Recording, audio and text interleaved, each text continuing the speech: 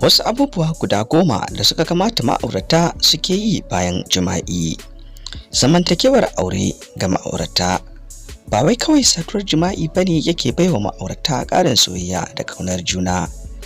Akwai wasu halayya da ɗabi'u da ma'auratan idan suna yi wa junansu duk bayan kowane kwanciyar aure, to fa a kullum za su ƙara danƙon soyayya a auratayyarsu. A wannan darasi za mu kawo muku wasu abubuwa guda 10 da suka kamaci ma'aurata su kasance suna yi a duk bayan kammala jima'i.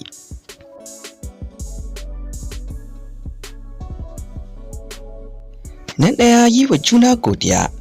Yana da kyau ma'aurata su riƙa yi wa junansu godiya a duk bayan jima'i, saboda yadda kowanne cikinsu ya bada tasa gudunmawar wajen daɗaɗawa guda.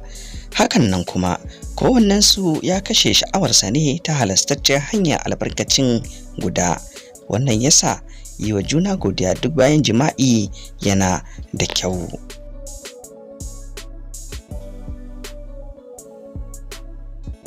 Na biyu, tsaftace al'aurar juna. Yana da kyau duk bayan kammala jima'i ma'aurata su tsaftace junansu, jikinsu kamin su shiga wanka. Mace ta tsaftace dukkanin inda jikin mijinta ya ɓaci, haka shi ma namijin ya tsaftace mata nata. Bai dace ba da zaran ma'aurata sun gama jima'i da jin daɗi sai kowa ya shiga gyara jikinsa da kansa. Na uku, yin wanka tare. Bayan kammala jima'i yana da kyau ma'aurata su shiga su yi wanka tare, su cuccuɗa junansu. Hakan yana ƙara danƙon soyayya matuƙa ga ma'aurata.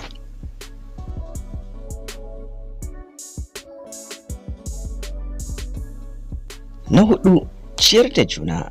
Mafi yawan mutane suna son cin abinci bayan kammala jima'i. A irin wannan ya dace ko da guda bai da sha'awar ci, to ya zauna tare da guda yana ciyar da shi, ko suna ciyar da juna. Wannan salon na soyayya bayan jima'i yana ƙara kusantar da ma'aurata. Na 5, tattaunawa akan jima'i. A wannan lokaci yana da kyau ma'aurata su taɓa batun jima'in da suka kammala a yanzu.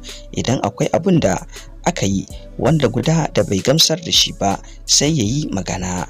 Idan kuma dukkaninsu sun samu gamsuwa da suke bukata, sai su kambama juna tare da jaddada wa juna salon kwanciyar da suka fi bukata, ko kuma wasannin motsa sha'awa. Irin wannan hirar yakan baiwa ma'aurata dama gano abin da suke so da kuma abin da suke ƙi a lokacin jima'i. Na 6, kwanciya tare. Bayan kammala jima'i yana ƙara shaƙuwar ma'aurata. Ya dace duk bayan jima'i kada kowa ya koma ya kama shimfiɗarsa daban, sai kuma lokacin jima'i ne za su sake haɗewa kuma. Na 7, rungumar juna. Ba wai kawai ma'aurata su kwanta a shimfiɗa guda ya wadatar ba, yana da kyau su rungumi juna a yayin kwanciyar tasu. Na 8, yi wa juna kalaman soyayya.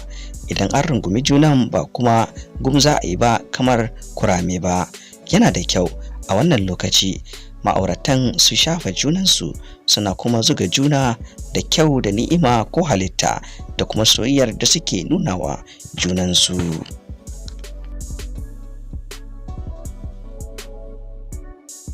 Na 9, rakiya da kiɗa. Kamar yadda aka saka kiɗa ko waƙa ko wata sarewa mai ratsa zukata, hakan nan ma a lokacin da za a yi kwanciyar barci ya dace a saka a wani lokaci na kwanciyar bacci. Na 10, sumbatar juna. Kada ma'aurata su sake barci ya kwashe su ba tare da sun yi wa juna sumbatar ƙarshe ba. Da zarar ma'aurata sun ji alamun barci na zuwa, wannan good night kiss ba ƙaramin tasiri bane yake da shi a tsakanin ma'aurata ba. Da fatan ma'aurata za su daure su yi amfani da waɗannan matakan. Allah ya bada ladan daɗaɗawa juna. Daga tsangayar Malam